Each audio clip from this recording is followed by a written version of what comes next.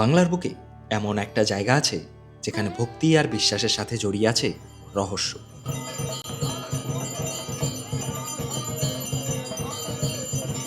একদিকে মা তারার মন্দির অগণিত ভক্তের প্রার্থনায় মুখর, আর অন্যদিকে মহাশ্মশান নিস্তব্ধতার আড়ালে লুকিয়ে থাকা তন্ত্র সাধনার এক গভীর অধ্যায়। এই দুইয়ের মাঝখানে শত শত বছর ধরে অটুট হয়ে আছে মানুষের বিশ্বাস আর ভরসা। তাই বাউন্ডুলে ঘুরির আজকের পর্বে আমি আপনাদের নিয়ে চলেছি বাংলার এক অন্যতম শক্তিপীঠ, তারাপীঠ।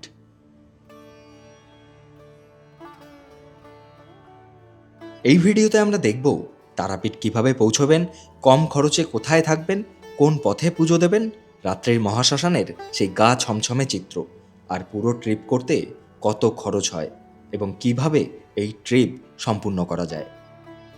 চলুন তাহলে দেরি না করে শুরু করা যাক আমাদের আজকের যাত্রা।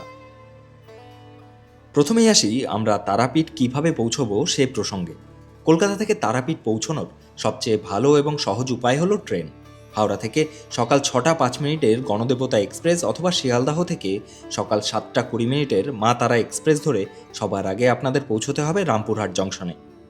এছাড়া হাওড়া বা শিয়ালদাহ থেকে তারাপীঠ যাওয়ার জন্য আরও অনেক ট্রেন রয়েছে, যেমন 22-309 বন্দে ভারত এক্সপ্রেস, 12-041 শতাব্দী express, 123-45 Saraighat express, 131-73 Kanchenjunga express এবং 131-87 শিয়ালদাহ রামপুরহাট এক্সপ্রেস। এই সমস্ত এক্সপ্রেস ট্রেনের ভাড়া শুরু হয় প্রায় 105 টাকা থেকে, আর ট্রেনের ক্লাস ও কমফোর্টের উপর নির্ভর করে ভাড়া 500 টাকা পর্যন্ত হতে পারে। তাই আপনার পছন্দের ট্রেন, পছন্দের সময় এবং পছন্দের ক্লাস অনুযায়ী টিকিট কেটে ট্রেনে চেপে চলে আসুন রামপুরহাট জংশনে। কলকাতা থেকে রামপুরহাট পৌঁছতে সময় লাগে আনুমানিক 3.5 ঘন্টার মতো। আর আমার মতন যারা কাটোয়া থেকে বা তার আশপাশ থেকে তারাপীঠ যেতে চাইছেন, তাদের জন্য রুটটা একটু আলাদা। কাটোয়া থেকে সকাল 7টা 5 মিনিটের আহমেদপুর লোকাল ধরে সোজা চলে আসুন আহমেদপুর। এই ট্রেনের ভাড়া লাগবে মাত্র 15 টাকা, আর সময় লাগবে আনুমানিক 1 ঘন্টা 15 মিনিটের মতন। সকাল প্রায় 8টা 10 থেকে 8টা 15 মিনিটের মধ্যে ট্রেন আপনাদের নামিয়ে দেবে আহমেদপুর স্টেশনে। এরপর আহমেদপুর থেকে সকাল 8টা 55 মিনিটের গণদেবতা এক্সপ্রেস ধরে রওনা দিন রামপুরহাটের উদ্দেশ্যে। আহমেদপুর থেকে গণদেবতা এক্সপ্রেসে রামপুরহাট পৌঁছতে সময় লাগবে 50 মিনিটের মতন, আর ভাড়া পড়বে ওই 80 টাকার মতো। যাই হোক, সকাল 10টার মধ্যেই আমরা এসে পৌঁছে গেলাম রামপুরহাট। চলুন এবার তাহলে স্টেশনের বাইরে বেরোনো যাক। ঘড়িতে যেহেতু সময় সকাল 10টারও বেশি, তাই প্রথমেই আমরা স্টেশনের বাইরে বেরিয়ে ব্রেকফাস্ট সেরে নেব। তবে এখানে একটা কথা মাথায় রাখতে হবে, রামপুরহাট স্টেশনের বাইরে ব্রেকফাস্টের অপশান খুব বেশি নেই। সাধারণত ব্রেড অমলেট, লুচি, ঘুগনি এই দিয়েই এখানকার ব্রেকফাস্ট সেরে নিতে হয়।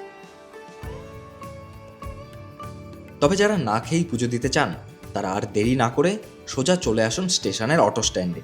অটোতে চেপে এবার রওনা দিন তারাপীঠের উদ্দেশ্যে। যেমনটা আপনাদের বলছিলাম, এই দেখুন সামনে রামপুরহাট স্টেশন, আর ঠিক তার এই সাইডেই রয়েছে দেখুন অটো বা ম্যাজিক গাড়ির স্ট্যান্ড। এখান থেকে আপনারা গাড়ি রিজার্ভ নিয়ে বা শেয়ার গাড়িতে আপনারা পৌঁছে যেতে পারবেন মা তারা সরণি।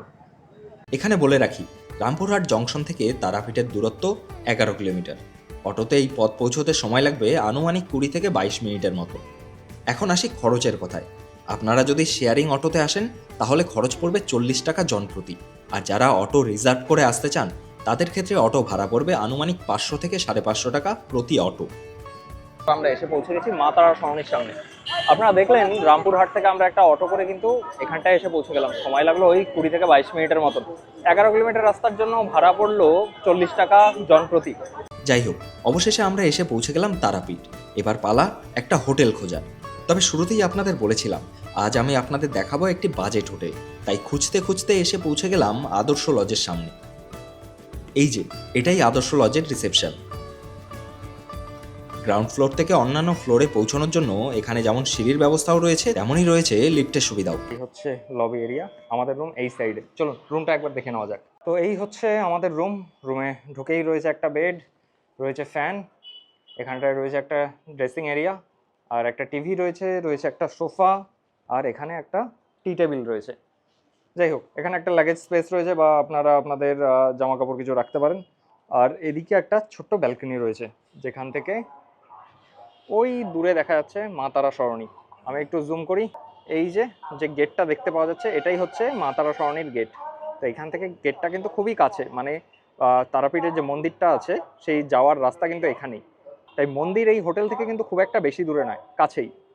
এই যে রুমটা আপনাদের দেখালাম, এই রুমের ভাড়া 1200 টাকা। দরদাম করলে ওই 1000 টাকায় নামে, আমরা 1000 টাকায় রুমটা বুক করেছি। তবে এই রুমের ভাড়া কিন্তু কখনো ফিক্সড নয়, সিজনে অফ সিজনে এই রুমের ভাড়া কিন্তু যথারীতি ওঠানামা করে। তাই আপনারা যখন হোটেলে এই রুম বুক করবেন তখন একটু দরদাম করে নেবেন কিংবা নেগোসিয়েশন করে নেবেন। হোটেলের কন্ট্যাক্ট নাম্বার আমি ডেসক্রিপশনে দিয়ে দেবো। এরপরে রুমে ব্যাগপত্র রেখে ফ্রেশ হয়ে স্নান সেরে আমরা পৌঁছে গেলাম তারামা সরণিতে। এই তারামা সরণির দুদিক জুড়েই রয়েছে প্রচুর দোকান আর হোটেল। পুজোর সামগ্রী, প্যারা, ফুলের মালা, এই সব কিছুই খুব সহজেই আপনারা মা তারা সরণিতেই পেয়ে যাবেন।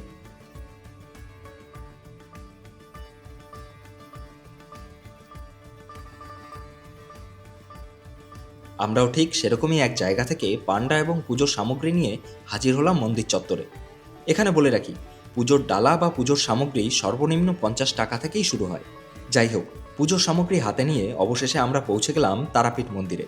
এবার চলুন দেখে নেওয়া যাক তারাপীঠ মন্দিরে পুজো দেওয়ার কী কী নিয়ম রয়েছে। তারাপীঠ মন্দিরে আপনারা মোট 3 ভাবে পুজো দিতে পারবেন। প্রথমত জেনারেল লাইনে দাঁড়িয়ে, দ্বিতীয়ত ভিআইপি লাইনে দাঁড়িয়ে এবং তৃতীয়ত মন্দিরের বাইরে থেকে পুজো দিয়ে।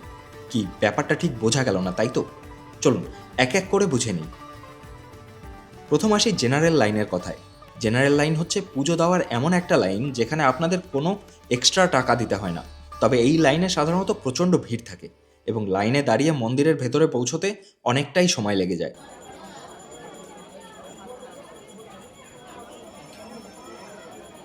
এবার আসি ভিআইপি লাইন প্রসঙ্গে।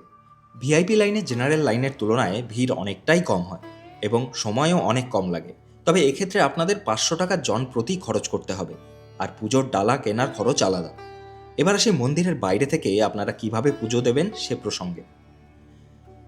দোকান থেকে পুজোর ডালা নেওয়ার সময় আপনার সাথে থাকা পান্ডাকে বলে দেবেন আপনি মন্দিরের বাইরে থেকেই পুজো দিতে চান।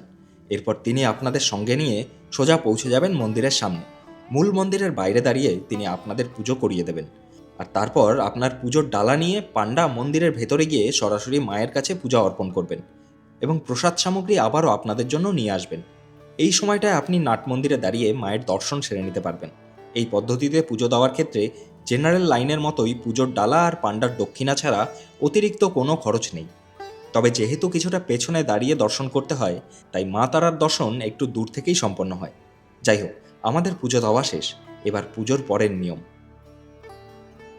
আপনার পুজোর ডালায় থাকা ধূপ জীবন্ত কুণ্ড বা ইচ্ছে পুকুরের সামনে জ্বালতে হবে। এছাড়াও আপনারা আপনাদের মনস্কামনা পূরণ করার জন্য এখানে ঢিলও বাঁধতে পারেন।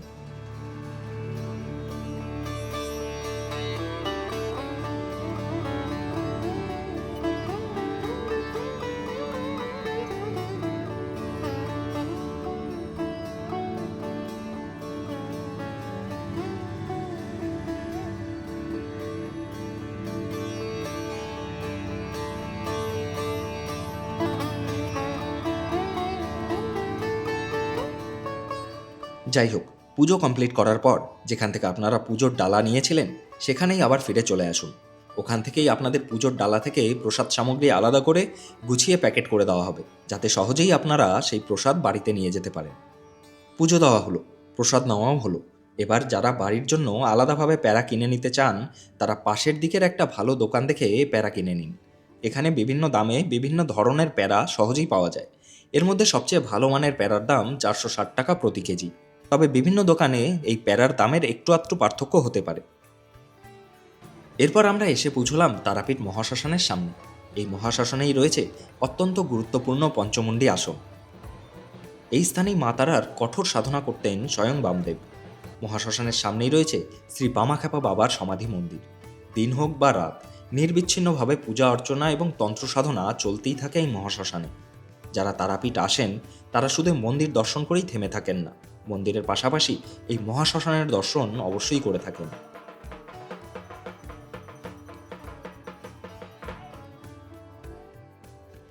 সবশেষে এবার লাঞ্চ করার পালা।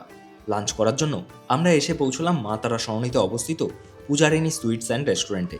এখানে আমরা অর্ডার করেছিলাম ভেজ থালি। খাবারের কোয়ালিটি আর টেস্ট দুটোই ছিল যথেষ্ট ভালো, আর এই ভেজ থালির দাম নিয়েছিল মাত্র 100 টাকা।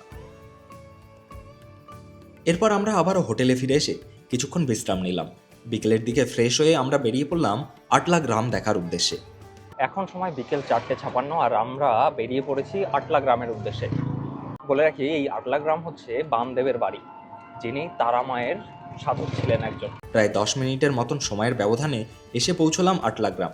এখানে এসে প্রথমেই আপনাদের চোখে পড়বে মা বিল্লবাসিনীর মন্দির। স্থানীয় মানুষদের মতে এই মন্দিরটি ভীষণই জাগ্রত। মন্দির দর্শন করে শ্রী বামাখ্যাপা বাবার বাড়ি ও জন্মস্থান দেখার উদ্দেশ্যে এই রাস্তা ধরেই সোজা পৌঁছে যাওয়া যায় সেখানে। এই যে ওই বাড়িটাই এখন আপনাদের সামনে দেখতে পাচ্ছেন। ভিড় থাকলে লাইন দিয়ে ঘরের ভেতরে প্রবেশ করতে হয়, তবে একটা কথা মনে রাখবেন, ভেতরে ফটোগ্রাফির অনুমতি নেই। যাই হোক, সবটা দেখে আমরা আবারও রওনা দিলাম তারামা সরণির উদ্দেশ্যে, কারণ এবার আপনাদের সামনে তুলে ধরব রাত্রিবেলার তারাপীঠ মহাশ্মশানের কিছুটা চিত্র। বলে রাখি, মা তারা সরণি থেকে আটলা গ্রাম পর্যন্ত আপনারা যদি একটা টোটো রিজার্ভ করে আসেন, যেরকম আমরা এসেছি একটা টোটো রিজার্ভ করে, মা তারা সরণি থেকে এই আটলা গ্রাম পর্যন্ত রিজার্ভ টোটোর ভাড়া হচ্ছে 100 টাকা। আর যদি আপনারা আপ ডাউন নেন সেক্ষেত্রে কিন্তু 200 টাকা। এই 200 টাকায় আপনারা একটা টোটোতে 6 জনা যাতায়াত করতে পারবেন, আটলা গ্রাম পর্যন্ত আসতে পারবেন, আবার আটলা গ্রাম থেকে মা তারা সরণি অবধি পৌঁছতে পারবেন। এছাড়াও বাসের অপশন কিন্তু রয়েছে, তাতে আরও অনেক কম খরচে আপনারা এই আটলা গ্রাম এসে পৌঁছতে পারবেন। তবে যেটা সমস্যা, ওই বাস কিন্তু সবসময় অ্যাভেলেবেল থাকে না, নির্দিষ্ট কিছু টাইমে বাস রয়েছে। তাই সব থেকে ভালো উপায় হচ্ছে আটলা আসার এই টোটো।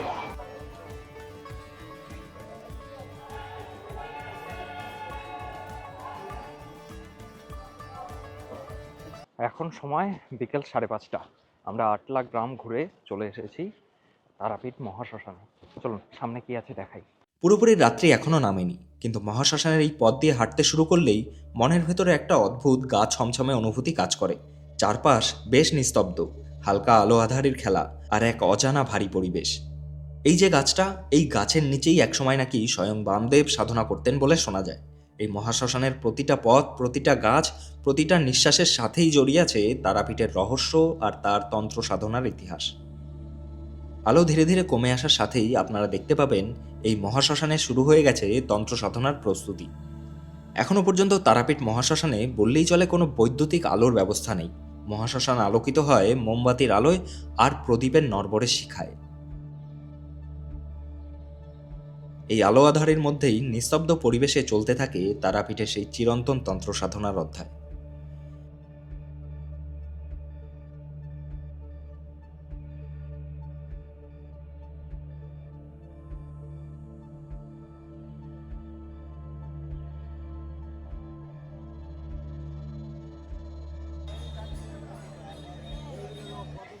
শ্রী বামাখ্যাপা বাবার সমাধি মন্দিরে ধূপ জেলে আমরা এসে পৌঁছলাম রাত্রিবেলার তারাপীঠ মন্দিরে। দিনের মতো রাত্রিবেলাতেও এখানে প্রচুর ভক্তের সমাগম ঘটে শুধুমাত্র একবার মা তারার দর্শনের আশায়।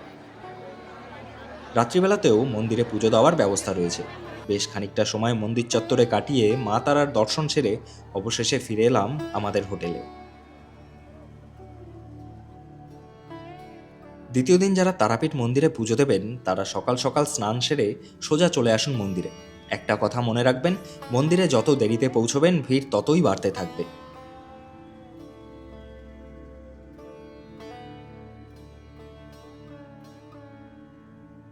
পুজো দেওয়া শেষ হলে ব্রেকফাস্ট সেরে হোটেল থেকে চেক আউট করে রওনা দিন রামপুরহাট জংশনের উদ্দেশ্যে।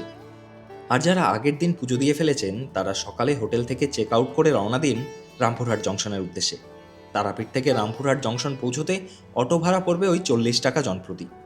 রামপুরহাট থেকে সকালে ফেরার জন্য বেশ কিছু ভালো ট্রেন রয়েছে। সকাল 9:12 রয়েছে কবিগুরু এক্সপ্রেস, সকাল 10:30টায় রয়েছে জনশতাব্দী এক্সপ্রেস, এছাড়াও রয়েছে বালুরঘাট কলকাতা এক্সপ্রেস। এর পাশাপাশি রামপুরহাট থেকে হাওড়া ও শিয়ালদাহগামী আরও অনেক ট্রেন পাওয়া যায়। আপনার সময় ও সুবিধা অনুযায়ী যে কোনো একটি ট্রেন বেছে নিয়ে নিরাপদে ফিরে যেতে পারেন আপনার বাড়িতে। তবে আমি যেহেতু কাটোয়া ফিরবো, তাই রামপুরহাট থেকে আমি প্রথম আসি আহমেদপুর এবং আহমেদপুর থেকে ট্রেন ধরে ফিরে আসি কাটোয়া। এভাবেই শেষ হলো আমাদের এই তারাপীঠ ভ্রমণ। দিনের আলো থেকে রাত্রির নিস্তব্ধতা, মা তারার ধামে প্রতিটা মুহূর্তই ছিল একটা আলাদা অনুভূতি। আপনাদের যদি ভিডিওটা ভালো লেগে থাকে তাহলে অবশ্যই লাইক এবং শেয়ার করবেন। আর এমনই নতুন নতুন ভ্রমণ ভিডিও পেতে চ্যানেলটা সাবস্ক্রাইব করে পাশে থাকা বেল আইকনটা অন করে রাখবেন। তারাপীঠ ভ্রমণ সংক্রান্ত কোনো প্রশ্ন থাকলে কমেন্ট বক্সে জানাতে ভুলবেন না। এই ভিডিওতে এতক্ষণ আমাদের সাথে থাকার জন্য আপনাদের সবাইকে অনেক অনেক ধন্যবাদ। খুব শীঘ্রই আবারও দেখা হবে আর একটা নতুন জায়গা, নতুন গল্প আর নতুন ভ্রমণ নিয়ে।